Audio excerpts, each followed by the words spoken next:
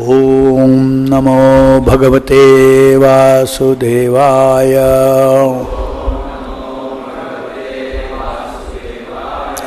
Reading from Srimad Bhagavatam, 4th Canto, Chapter 9, text number 57 onwards. Rishta Chatvara Ratyatha Margam Chandana Charchitam Lajakshate Pushpafale Tanduler Balibir Yutam. Translation by Srila Prabhupada. All the quadrangles, lanes and streets in the city and the raised sitting places at the crossings were thoroughly cleansed and sprinkled with sandalwood water, and auspicious grains such as rice and barley, flowers, fruits and many other auspicious presentations were scattered all over the city. Text 58 to 59. Dhruvaya pati drishtaya tatra purastriyaha siddhartakshata dadhyambu Dhurva pushpa phalanicha apajahruhu prayunjana vatsalyad ashishah satihi shranavam stadvalgu gitani pravishad bhavanam pituhu. Thus, as Dhruva Maharaj passed on the road from every place in the neighborhood of all the gentle household ladies assembled to see him,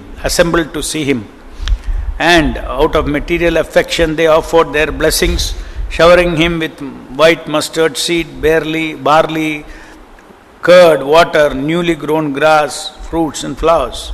This way the Dhruva Maharaj, while hearing the pleasing songs sung by the ladies, entered the palace of his father. Text 60. Mahamani Vratamaye Satasmin Bhavanottame Lalito Nitaram Pitra Nyavasad Dividevavat. Dhruva Maharaj thereafter lived in his father's palace, which had walls bedecked with highly valuable jewels. His affectionate father took particular care of him, and he dwelled in that house just as the demigods live in their palaces in the higher planetary systems. Text 61. Payaha Fena Nibahashaya Dhanta Rukma Parichaddaha Asanani Maharhani Yatra Raukma Apaksharaha. The bedding in the palace was as white as the foam of the milk and very soft. The bedsteads were made of ivory with embellishments of gold, and chairs, benches and other sitting places and furniture were made of gold. Text 62. Yatra spatika kudyeshu mahamarakateeshu cha mani pradipa abati lalana ratna samyutaha. The palace of the king was surrounded by walls made of marble with many engravings made of valuable jewels like sapphires, which depicted beautiful women with shining jewel lamps in their hands. Purport by Srila Prabhupada ki Jai. The description of King Uttanapada's palace depicts the state of affairs many hundreds and thousands of years ago, long before Srimad Bhagavatam was compiled. Since it is described that Maharaj Dhruva ruled for 36,000 years, he must have lived in the Satyuga when people lived for 100,000 years. The life duration in the 4 yugas are also mentioned in the Vedic literature. In the Satya Yuga, people used to live for 100,000 years. In the Treta Yuga, they used to live 10,000 years. In Dwapara Yuga, they lived for 1,000 years. And in this age, Kali Yuga, people live up to 100 years. With the progressive advance of each new yuga, the duration of human life is reduced by 90%, from 100,000 to 10,000, from 10,000 to 1,000, from 1,000 to 100. It is said that Dhruva Maharaj was the great grandson of Lord Brahma. This indicates that Dhruva Maharaj's time was in the Satya Yuga, in the beginning of creation. During one day of Lord Brahma, as stated in the Bhagavad Gita, there are many Satya Yugas. According to Vedic calculation, at the present moment, the 28th millennium is current. It can be calculated that Dhruva Maharaj lived many millions of years ago. But the description of the palace of Dhruva's father is so glorious that we cannot accept that advanced human civilization did not exist even 40 or 50,000 years ago. There were walls like those in the palace of Maharaj Uttanapada, even very recently during the Mughal period. Anyone who has seen Red Fort in Delhi must have marked that the walls are made of marble and were once decorated with jewels. During the British period, all the jewels were taken away and dispatched to the British Museum. The conception of worldly opulence was formerly based mainly on the natural resources such as jewels, marble, silk, ivory, gold and silver. The advancement of economic development was not based on big motor cars. Advancement of human civilization depends not on industrial enterprises, but on possession of natural wealth and natural food, which is all supplied by the Supreme Personality of Godhead, so that we may save time for self-realization and success in the human form of body.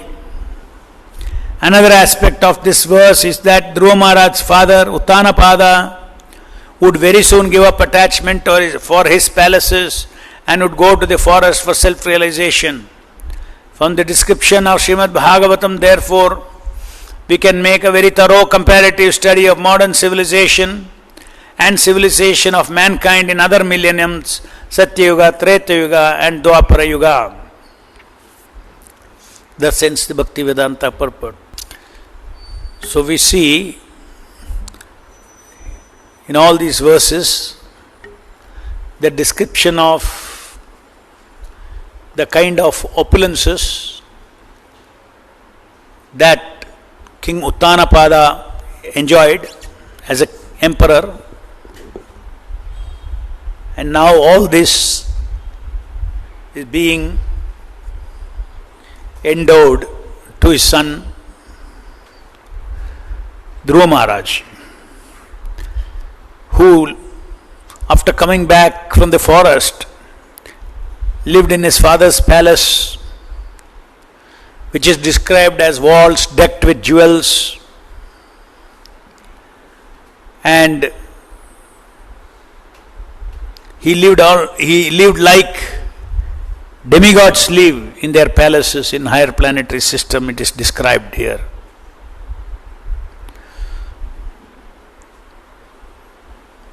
So from these descriptions we get an impression of the history of this life on this earth itself is much, much broad and wide than what the present historians can think of.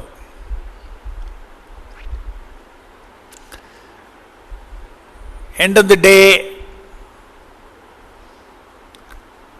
as Prabhupada says, these Puranas we're talking about the opulences and the description and the interiors of the palace that is being described in Srimad Bhagavatam, was only written 5,000 years back by Vyasadeva, but these are descriptions of opulence that existed millions and millions of years ago, as Dhruva Maharaj was the grandson of Brahma. So we are at the 28th millennium. So you can imagine how the great history of devotees is described in Srimad Bhagavatam, not necessarily of this Satyuga, previous Satyuga, etc. No. Something with this Dhruva's Srila itself has happened almost at the beginning of the creation.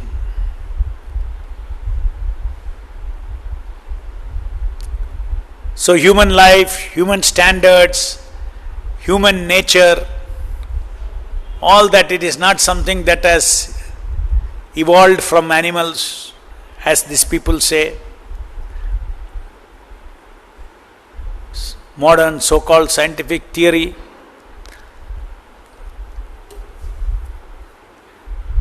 So the perception that is there, the present modern worldview that people maintain,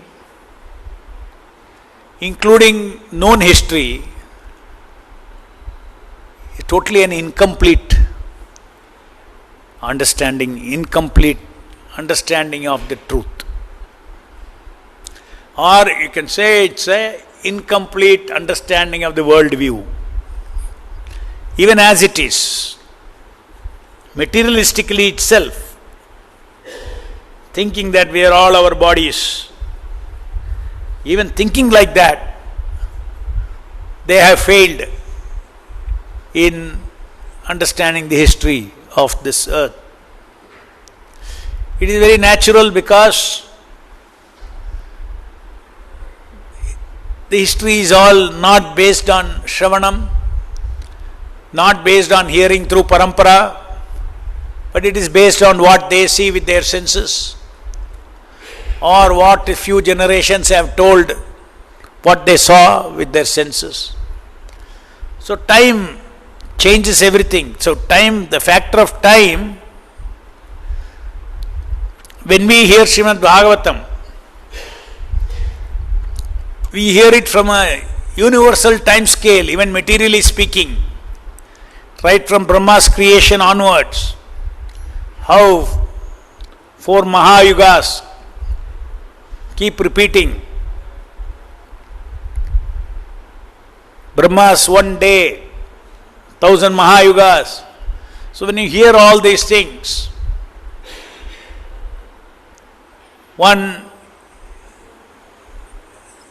there's a great benefit in hearing these time scales. One immediately realizes that, what is my lifetime?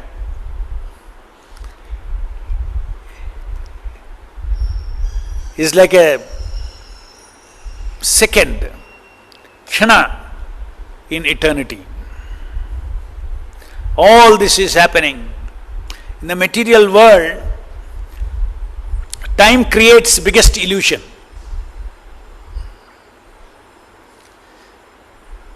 The reality is that time flows. Take our own bodies. From beginning, it begins with birth, and then after some time, the body gets old and we die. But for us, it looks like a very significant thing. Time creates that illusion. One lifetime.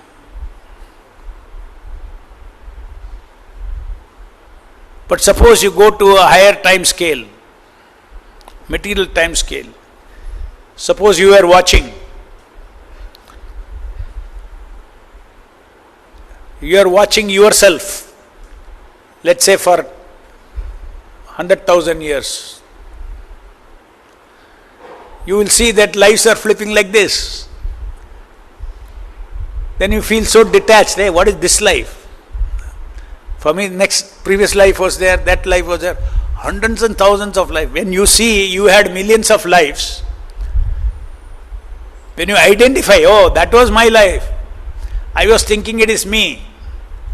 Then I was thinking previously, it is me. Suppose you had a mystical vision to visualize to see what you were for last 10,000 years. Immediately you will become detached from this body. And our mind is capable of doing that.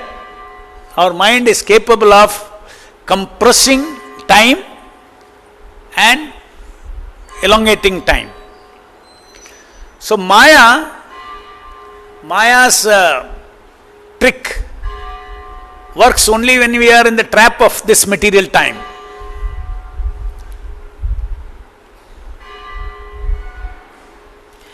Just like every day you change shirt, you never think I am the shirt. Because within your perception every day you are changing. Suppose every day you are changing body, you will never feel I am this body. But when you go up to that time scale and see, oh, it looks like that only, this body, today one body, another body, another body, another body, another body. So what happens when we hear these kind of time scales in Srimad Bhagavatam? It is all geared towards making one self-realize that the material life is not our life. We keep changing. Then my identity, who I am,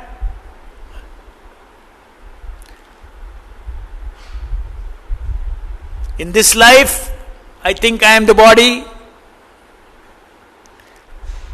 and everything connected to the body, you paste that mine, I and mine, ahanta and mamata.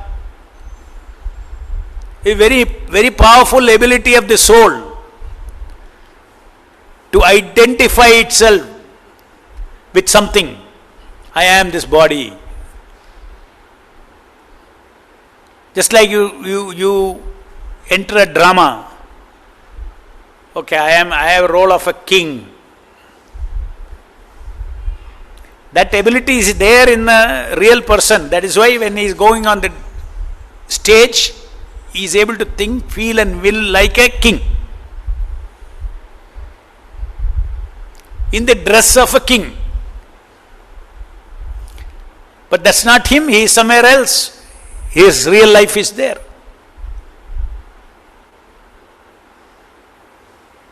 So the soul's ability to role play, to take on role plays,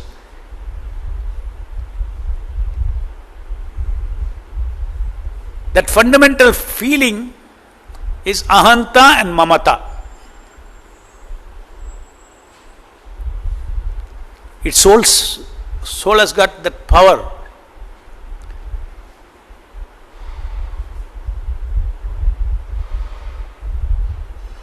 Now we have sold our ahanta and mamata to this body and everything connected to the body.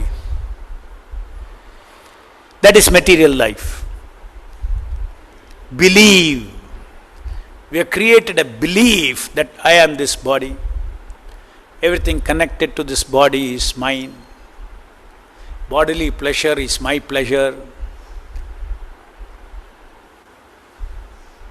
etc.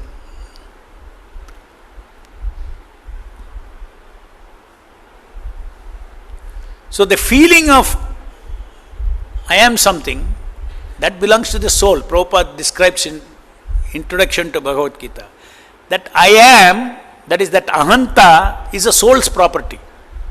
I am a man. I am a dog.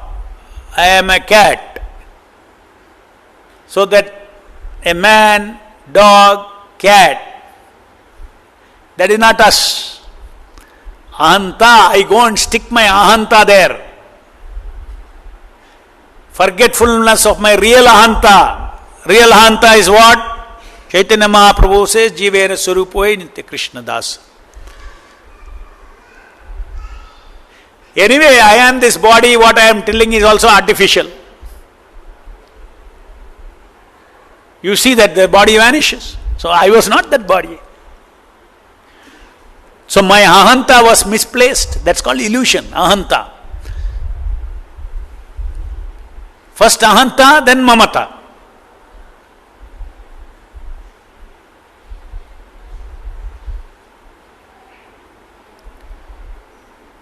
So this whole process of self-realization through Bhagavatam is meant to awaken our original ahanta and mamata.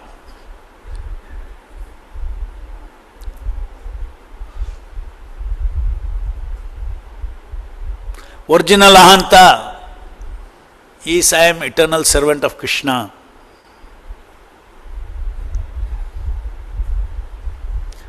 Now what experience we are, when we say myself, myself is equal to ahanta and mamata feeling based on something, some identity. I am this body, I am this dog, I am this. Man's identity, dog's identity, they are all not me. But I feel it is me because I have gone and pasted my ahanta feeling there. Just like free will is a property of the soul, this ahanta is also a property of the soul. We have got free will to go, to forget my ahanta and go and stick it anywhere I want. And that is exactly what we do in this material world. One life after another life, artificially being myself. Now so conditioned we are, that now if we think myself, it means everything connected ahanta mamata.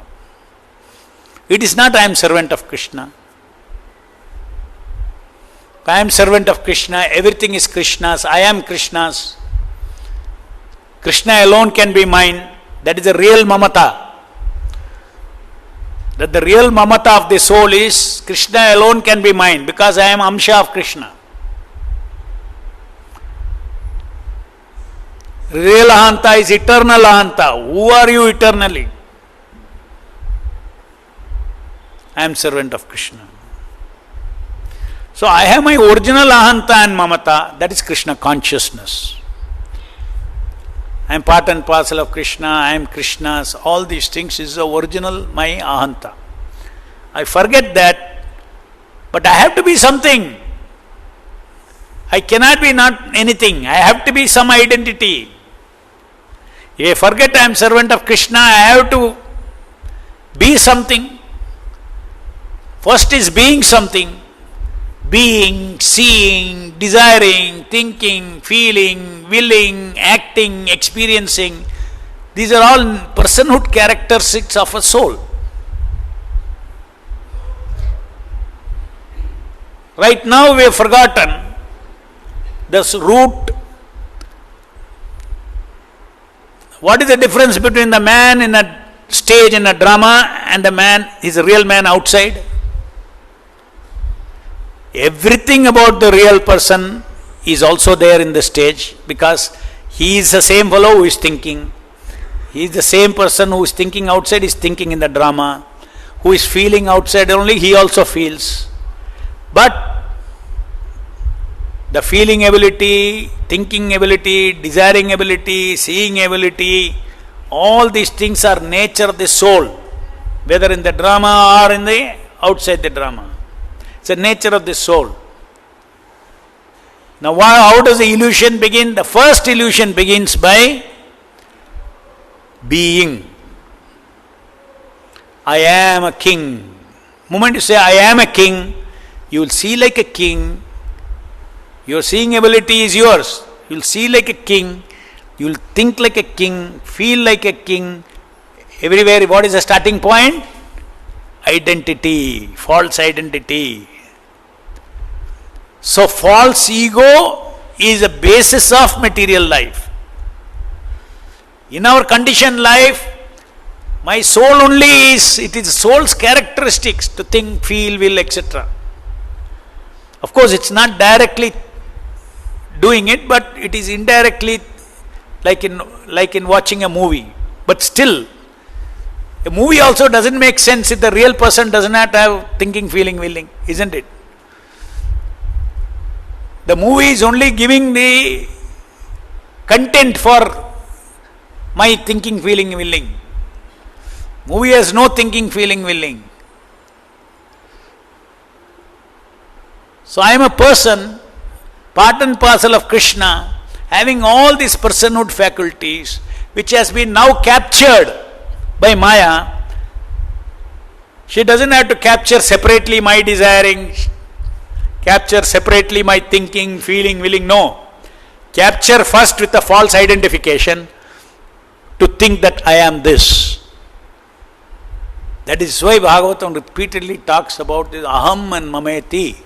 When aham and mameti goes, when that is destroyed, that is dissolved. Illusory ahanta and mamata, we have pasted our, you have to feel something that I am something. I am a man, I am a woman, I am something. You have to feel the nature of the soul. You have to feel mine. Something is mine, something theirs, yours. That mine you have to feel. That's the nature of the soul, nature of individuality. I have an identity and I have to feel relationship with other identities as mine, others, not mine. This you have to. This is our nature.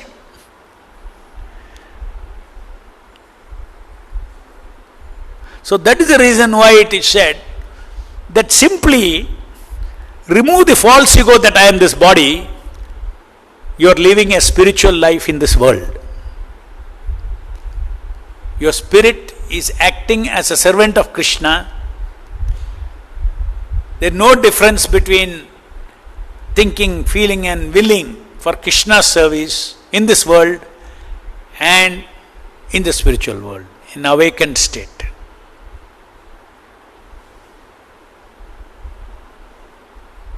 So from this you see the key thing, the key point that we have to understand is, that's a repeatedly Prabhupada says, that false ego haunts our ahanta, and I think I am that. And that gets easily realized when we see these ahantas and mamatas are like bubbles coming up and going. Where is my eternal ahanta and mamata? Where can I place my eternal ahanta? Ahanta means I-ness, mamata means minus, mineness. Prabhupada uses the word mineness, that is mamata. Ahanta means I-ness. This I-ness and mineness is a property of the soul. I can enjoy my I-ness and minus the way I want. But now Maya has captured me as per law of karma. Moment I am in the body, I have to tell myself I am this. Entire thinking, feeling, willing is all limited by that body.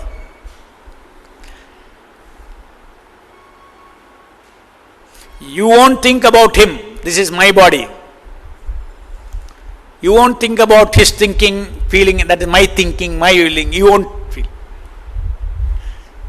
Why? Because conditioned, imprisoned. Each of us are imprisoned in this body to limitedly or conditionally think, feel and will as the type of body allows you to think, feel and will. This is the meaning. All the living entities are highly conditioned. They have no eternal connection with their bodies. You get at the time of birth, it grows, create this illusion of false ego, and then you leave the body. In between, what is there? Why all this? Because we are eternal. We are beings of rasa. So each of us, according to karma, are always in each body, are born in each body to experience as per our karma, false power, false love, knowledge, pleasures. So practically everybody is imprisoned in this body. So first sense of liberation is freeing oneself from, it's not physical imprisonment. It is imprisonment by identification. Imprisonment by identification. Therefore, you can become free by disidentification. So knowledge, transcendental knowledge, is what frees us from this limited experience of I am this body.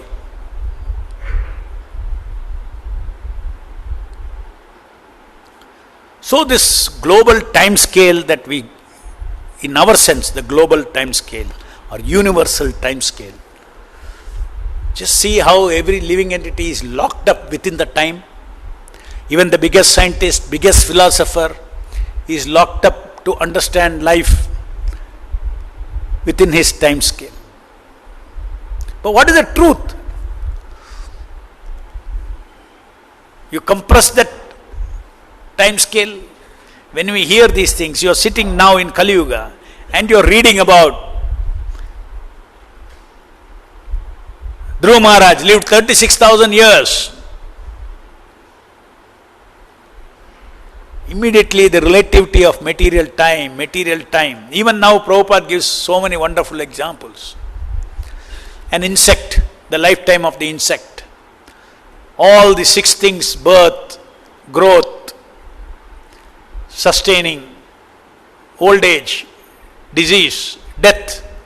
The 6 transformations of the body is experienced by some insects in few hours. Just like we experience a lifetime.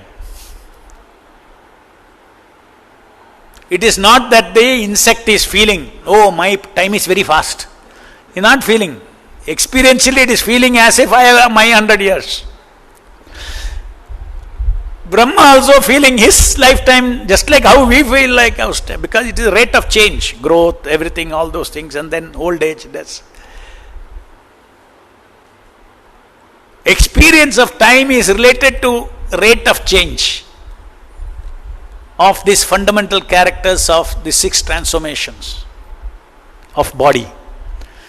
All 6 transformation is happening to all bodies, whether insect body or ant body or human body, it's happening. One full life, let's say 2 hours an insect is born and it dies. It will experience a life just like ours, a full-scale life.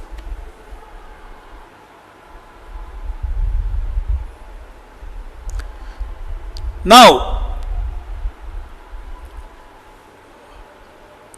by associating with the eternal Lord, eternal form of the Lord, eternal name of the Lord, then any amount of material time, even Brahma's time, is a kshana. Entire material creation itself is coming out of Mahavishnu's body. It's like a small moment. Small moment for whom? In eternal time. Kshana. Whereas that has become a whole material existence. So time is very much part of, this material time is very much part of creating this illusion.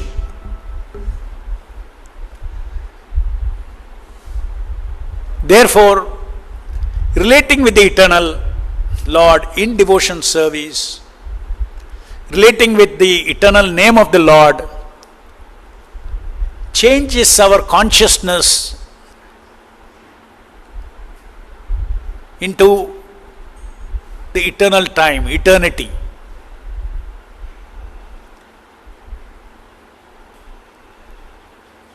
That eternity, that is called Sat realization, Sat aspect of ours. There is no beginning, there is no end for me, I am eternally existing. That eternally existing Jiva is, okay, this life, this life, this life, this life. This much. From time immemorial, the moment we want to be Krishna's, moment we hear from pure devotee that you are not anybody's, you are Krishna's, you are a person. This is not your personal life. Your personal life is eternal life. Your eternal relative is Krishna. You have a spiritual body. You have no birth, you have no death. Material body has birth and death. These are the things that the Vaishnava philosophy teaches us.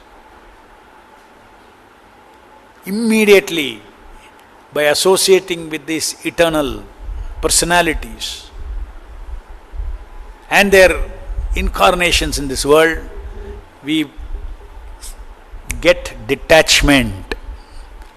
Detachment means that false I that I was thinking, that scam is busted.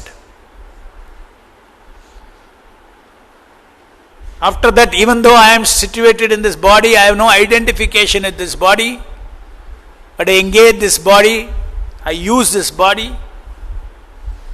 Body has no personhood characteristics. I use this body to serve the Supreme Lord. That is a liberated platform of being in the material world without falling to the trap of this material time.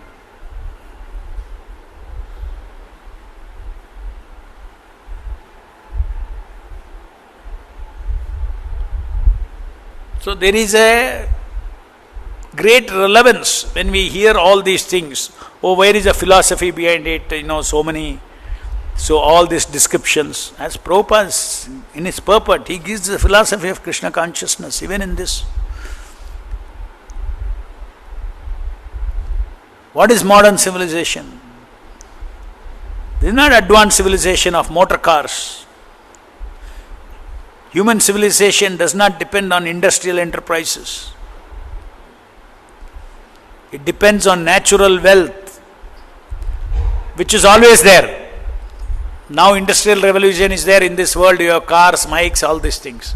Cars, mic, all these things are not eternal. But jewels, gold, earth, treasures of natural treasures that God has created, they are real treasures. Horses, not cars. Elephants. Travel means something else it was in those days. Number one. Beyond that, Vimanas. You want to go beyond horse ride and elephant ride, then you have to think of Vimanas. Just like cycle costs less, car costs more now, plane costs more. In those days also, the ability of each individual, according to that, he used to have Vimana or horse or these things. Yogis mystically no need any vehicle also. Just go there, they'll be there. These are all realities that we discover from this. By going on hearing all these things about in Bhagavatam, we come to understand that let's not get stuck with this world. This is not the reality. This is not the world view at all. Present worldview is not the worldview. You want to take a worldview, you have to include the factor called time into it. Just like scientists study without time, objectively they say, okay, what is it? This is wood, they study. But wood exists in time. So see with time, is it wood? Okay, it is wood now. After eternity, will it be wood? It will not be. These are all manifestations through three modes of material nature. That's what our Shastras teaches, how to see objects.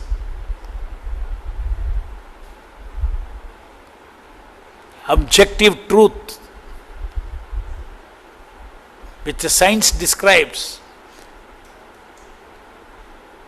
At least all these years of science was seeing what is this object, what is this object, what is this object. They wanted to go deeper into it. What is wood? What is atom? Within atom, what is it? What is it? They used to go. In none of those things they used to have the factor called time. But modern, the last 100 years, at least a scientist, in paper the worldview has changed. No. Everything has to be understood in time. Time is another factor. In everything there is a truth about what is the time factor of this. What is the substance factor? Brass. What is the time factor? Only by adding that you will understand what is the intrinsic truth of something. Relatively, materially, a material object itself cannot be studied without time.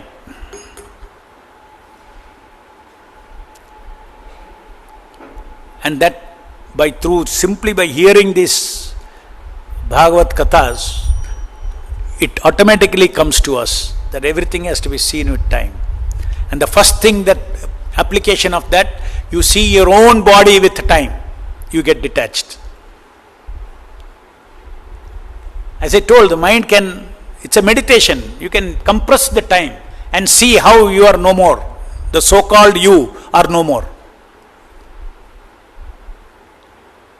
The so-called all these bodies are no more. I am not artificially compressing time, because 100% time will go. A time will come when I have to leave this body. A time will come. None of the identities that we see here now will be in this world. The souls will be there, but none of these identities will be there. Story will be different. Dramas will be different. Players will be the same. Civilization come and go. The game of law of karma continues.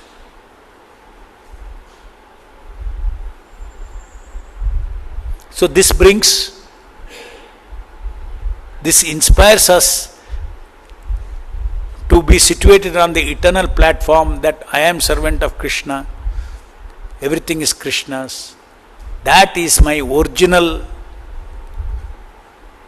feeling of myself. When I say myself, now everything that I think about myself is not myself. That I-ness and minus is misapplied. So entire process of devotion service is training us to awaken my real myself. This so-called myself will never satisfy me. The real myself, I am not simply ahanta and mamata. Ahanta, mamata, through relationship I am seeking Satchitananda. That is the purpose of being. Just like people say, you ask the child, what do you want to become? He will say, I want to be a pilot. I want to be an engineer.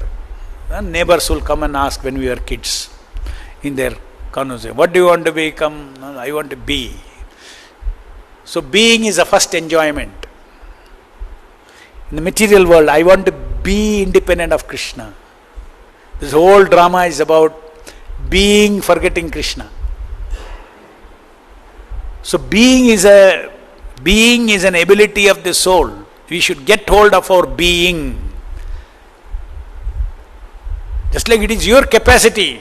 In the stage, you can be a king, you can be anything.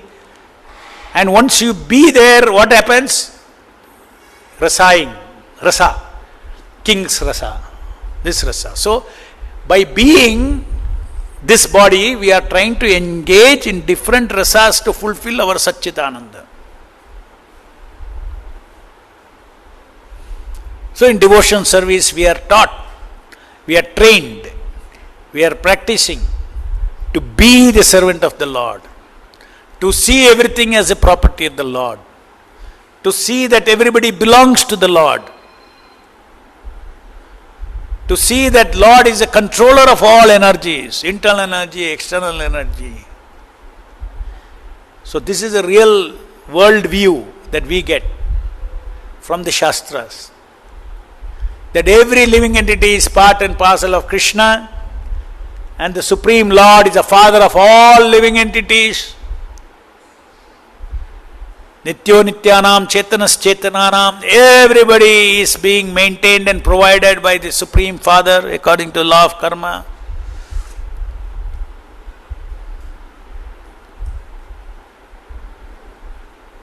Mama Vartmanu Vartate. Everybody is following my path. Nobody can escape Krishna. Either you are under the law of karma or you are under the laws of love, of the internal energy of the Lord. Jiva is never free. They are free as much as internal energy gives you freedom. You are free as much as your external energy gives freedom according to your karma. But we are not absolutely free. We are governed by either Daivi Prakriti or Maya.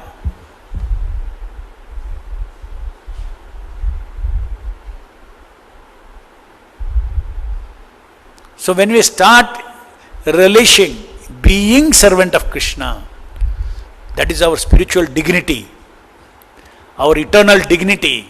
Now we have fallen down from our eternal dignity. Being Krishna's where it is and being something of this body, what I am. The fallen state. Every living entity is in a fallen state. Fallen means he is fallen from his eternal dignity. His dignity is to have a spiritual body, not a material body. Therefore Prabhupada says this material body is an embarrassment for the jiva. Why it's embarrassment? He doesn't like it to grow old, it grows. He doesn't want it to be sick, it will get sick. His expectation is always, he doesn't want to be like a machine. Nobody likes to think he is a machine. But the truth is that he is a machine. How many times in your life or how many times do you think, my heart is beating, my stomach is digesting the food, my brain is working because blood is running in it. Nobody wants to see the truth. Why? There is no rasa. The moment I see I am this machine, then there is no rasa. Except when you go to hospitals, you get realizations. But Maya is so deep. There also, you see but you don't see the truth. That it is a machine. Any questions?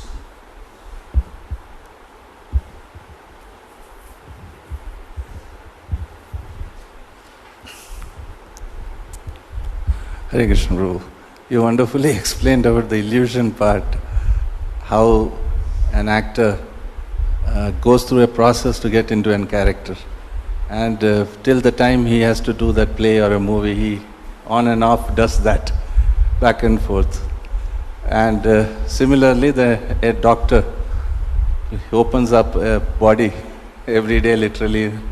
But you won't go out of bodily concept. I mean, they don't get detached or, out of this thing. Both of them, we see that they are equally, even after going through this process, they are unable to. Because rasa is more binding than knowledge. Because if it doesn't produce rasa if he starts thinking I am a machine. That is the reason. Maya gives that what the soul wants. It is supplied by thinking this body is a spiritual body. This is not a phenomenal body. If I think this body is a phenomenal body, then my rasa is gone.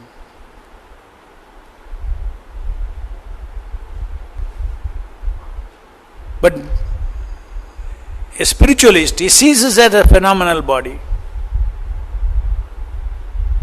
That is the truth. But the soul is in illusion, haunted state.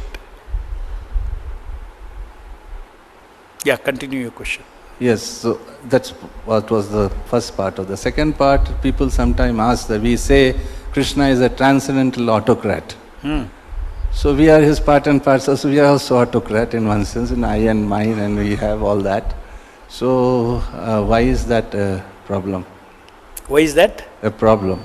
Achha, what is the problem being the autocrat? Being an autocrat. Krishna has no problem. That is why he created permanently the material world. Krishna has no problem. Krishna has created the material world. Just see all the opulence described. Prabhupada says that you can like spiritual world, you can live here, but it will be temporary. So, when we preach, we say, from the relative understanding of the spiritual world, we say this is suffering. We say this is a prison house. We say this is a flame fallen out of the fire. We say this is unconstitutional. All these things we say. This is based on the truth. Who knows the spiritual world? But as far as others are concerned, when they are in illusion, none of these things matter. They fully live, especially you go to heavenly planets. There is no feeling of death also. You will die, but there is no fear of death also. Life very nice, looks very steady, looks almost like eternal life. So the more you go towards heavenly planet, more is your illusion that this material body is Satchidananda body.